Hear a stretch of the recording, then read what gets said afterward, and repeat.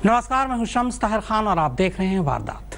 वो शाहजहां था अपनी मुमताज़ के लिए, मगर औरंगज़ेब था अपने माँ बाप के लिए। फिर एक वक्त ऐसा आया कि एक ही वक्त में वो शाहजहां और औरंगज़ेब दोनों बन बैठा। एक ज़माने से टीवी को इडियट बॉक्स कहा जाता रहा है, मगर हकीकत तो ये है कि अब यही टीवी मुजरिमों को आइडिया देने लगा है। आइडिया भी ऐसे ऐसे कि कोई कब्र पर डांस करता है तो कोई मैयत पर लेटकर सास बहू के सीरियल देखता है।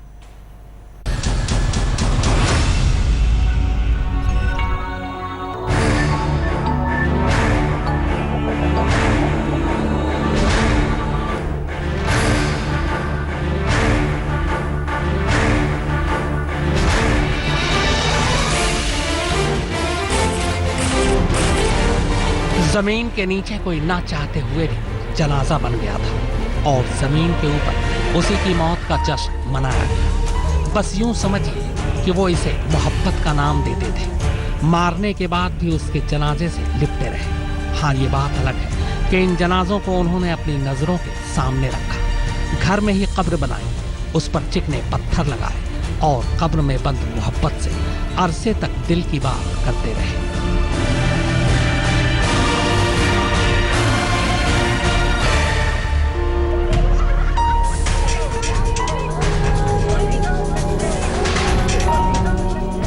कब्र पर लेटकर पायलों की छन छन और शहनाइयों की गूंज को बड़े इत्मीनान से सुना गया, इस बात से बेफिक्र कि जिसकी मौत का जश्न मनाया जा रहा है उसका हिसाब अभी बाकी है। मगर जब इस संगीत के साजों ने दरो दीवार को चीर कर बाहर निकलना शुरू किया, तब तमाम हिसाब किताब गड़बड़ाने लगे।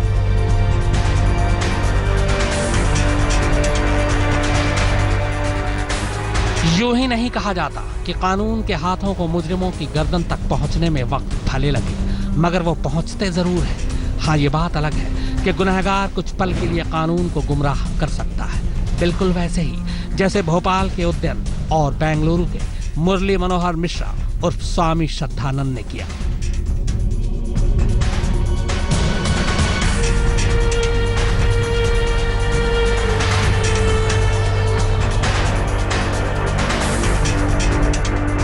हिंदुस्तान की तारीख में ये दो ऐसे गुनहगार हैं जिन्हें शायद कभी भुलाया नहीं जा सकेगा।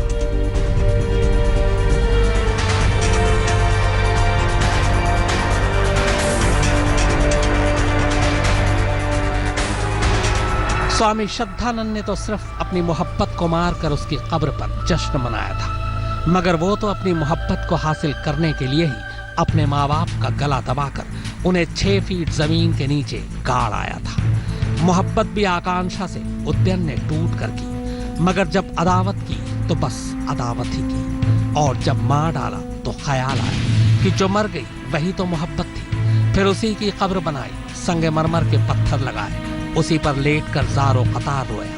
थक गया तो वहीं बैठ कर टीवी पर सास बहू के सीरियल भी देखा। अगर इतनी ही मोहब्बत थी तो फिर मारा क्यों? तो उसका इलाज तो हकीम लुकमान भी नहीं कर पाए।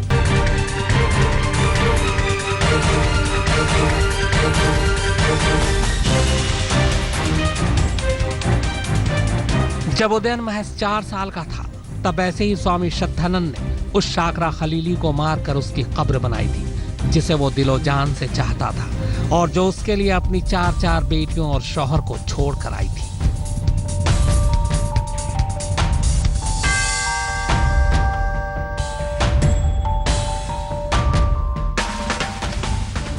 उद्यन को शक ने, मगर स्वामी को लालच ने घेरा था। उसे शाकरे खलीली से कम उसकी दौलत से ज्यादा मोहब्बत थी, और जब दौलत ही ना मिली तो उसने घर में ही खलीली को जिंदा दफना दिया और उसकी कब्र पर 4 साल तक मौत का डांस करता रहा। अपनी किसी भी महबूबा के साथ उसकी हद सिर्फ 6 महीने थी। 6 साल में 12 लड़कियों से उसने मोहब्बत की, यानी हर 6 महीने में वो गर्लफ्रेंड बदल देता था। अगर आपको लगता है कि जज्बाती होकर और मोहब्बत में धोखा खाने के डर से उद्यन ने आकांक्षा को मारा, तो हम आपको बता दें कि ऐसे जज्बात और ऐसी ही मोहब्बत वो आकांक्षा से पहले 11 और लड़कियों से कर चुका था। एक दो नहीं, सोशल मीडिया पर पूरे 110 फेक अकाउंट बनाकर उद्यन ने फर्जी तरीके से लड़कियों को अपनी मोहब्बत के जाल में फंसाने का पूरा कारोबार शुरू कर रखा था।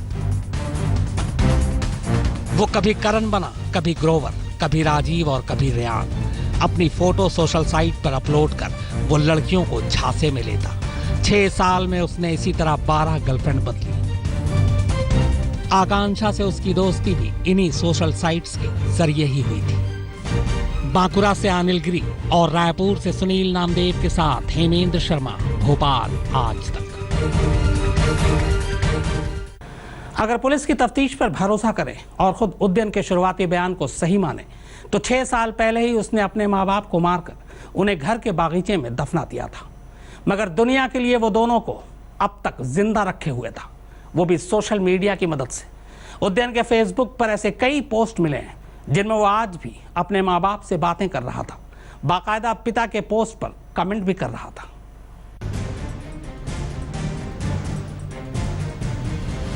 देखिए इस चेहरे को, ये वो शाहजहां है जिसने अपनी मुमताज को मारकर कमरे में ही दफना दिया। ये वो औरंगजेब है जिसने अपने माँ बाप को मारकर घर के बागीचे में गाड़ दिया। इस कातिल के कई चेहरे हैं, कभी आंखों पर काला चश्मा डालकर गर्लफ्रेंड के साथ तस्वीर, तो कभी किस करते हुए फोटो, कभी बार में मस्ती, तो कभी करोड़ों की कार में बैठकर टशन। ये जितना मासूम है उतना ही खतरनाक भी। ये वो तस्वीरें हैं जो उद्यन ने अपने फेसबुक प्रोफाइल में डाल रखी थी, जहां वो बाकायदा लोगों पर कमेंट्स भी करता था।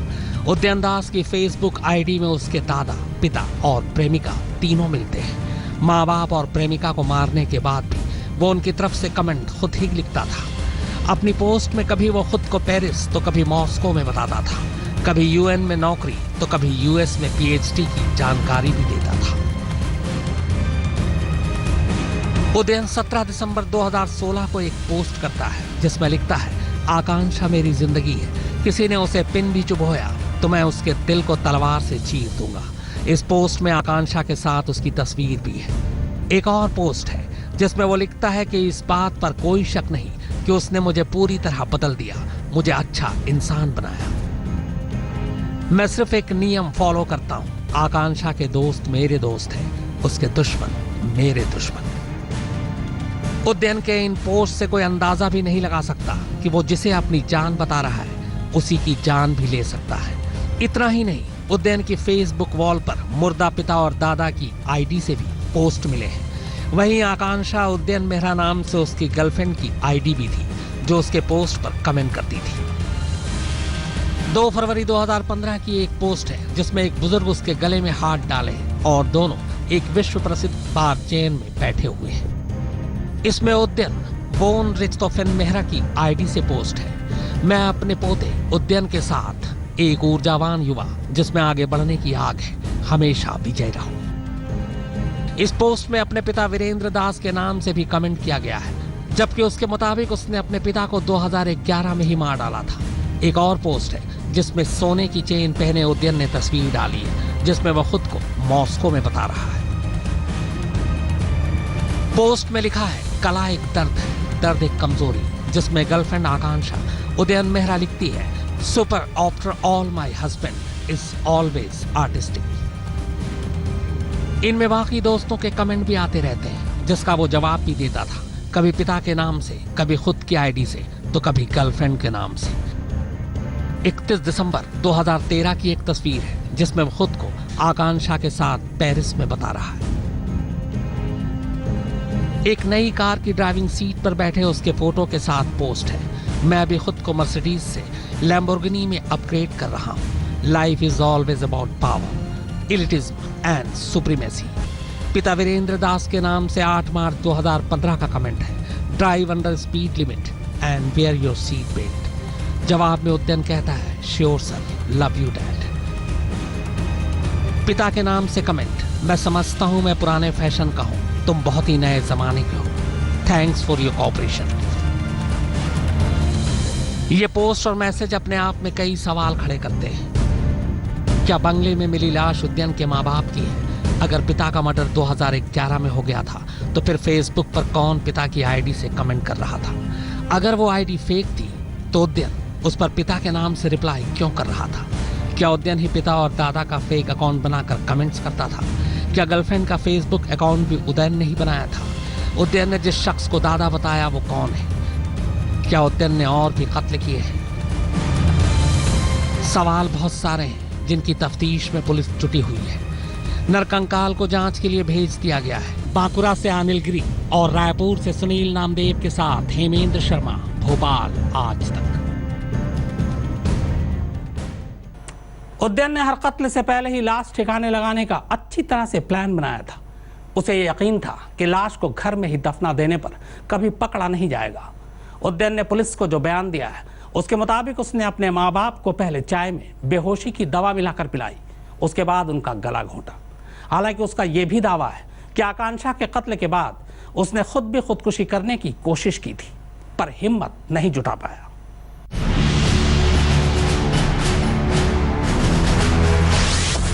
दस मिनट तक मां का गला दबाया, पिता को दी नींद की गोलियां, सीरियल देखकर की प्रेमिका की हत्या। उदयन कितना बेरहम था इसका अंदाजा इसी बात से लगाया जा सकता है कि उसने अपने सबसे करीबी 3 लोगों की हत्या कर दी। मां बाप की इकलौती औलाद उनकी मौत की वजह बनी। वहीं जिस गर्लफ्रेंड को बीवी बनाने का दावा करता था उसने उसे भी नहीं बख्शा। उदयन ने पुलिस के आगे कई गुनाह कबूले हैं। हालांकि पुलिस ने कहा कि वो अपना बयान बदलता भी रहा है, लेकिन जिस तरह से घर में मां बाप और गर्लफ्रेंड की हत्या के सबूत मिले हैं उसे देखते हुए उदयन की बातों को गंभीरता से लेना जरूरी हो जाता है। सबसे बड़ी बात, हत्या के जो तरीके उसने पुलिस को बताए वो दिल दहला देने वाले थे। पुलिस को पूछताछ में उदयन ने बताया कि वो 10 मिनट तक मां का गला दबाता रहा। वहीं पिता को मारने के लिए उसने चाय में नींद की गोलियों का इस्तेमाल किया। हालांकि एक और बयान में उसने मां को भी नशीली दवा देने की बात कही है। उदयन के मुताबिक दोनों हत्याएं उसने शाम करीब 4 बजे की और प्लान कर लिया कि बंगले के बगीचे में ही दोनों को दफन करना है। मां बाप का कत्ल करने के बाद उदयन के सामने लाशों को जमीन में दफनाने की चुनौती थी। ऐसे में उसने सामने के घर में काम कर रहे मजदूरों को बगीचे में गड्ढा खोदने के लिए तैयार कर लिया। उदयन ने मजदूरों को कहा कि उसे सेप्टिक टैंक खोदना है। रात में काम होगा इसलिए दोगुने पैसे दिए जाएंगे। मजदूरों ने शाम 6:30 बजे खुदाई शुरू की। तकरीबन 4 से 5 घंटे तक खुदाई करने के बाद वो पैसे लेकर चले गए। मजदूरों से उसने टैंक के लिए करीब 7 फीट गहरा गड्ढा खुदवाया। उनके जाने के बाद रात करीब 12:30 बजे उसने अपने माता पिता को गड्ढे में दफना दिया। सामने बन रहे मकान से मिट्टी और रेत उठाई। दोनों लाशों को गड्ढे में डालने के बाद उसने ऊपर मिट्टी और रेत डाल दी। पूरा काम उसने रात भर में खुद किया। बारिश की वजह से गली सूनी थी, इसीलिए किसी को भी पता ही नहीं चल पाया। कुछ इसी अंदाज में उदयन ने अपनी गर्लफ्रेंड का कत्ल करने के बाद उसे भी दफना दिया था। उदयन के बयान के मुताबिक गर्लफ्रेंड को मारने का आइडिया उसे पॉपुलर अमेरिकी TV series the walking dead के 5वें सीजन से आया। इस सीजन में इसी तरह एक प्रेमी अपनी प्रेमिका की हत्या करता है और उसे दफन कर देता है।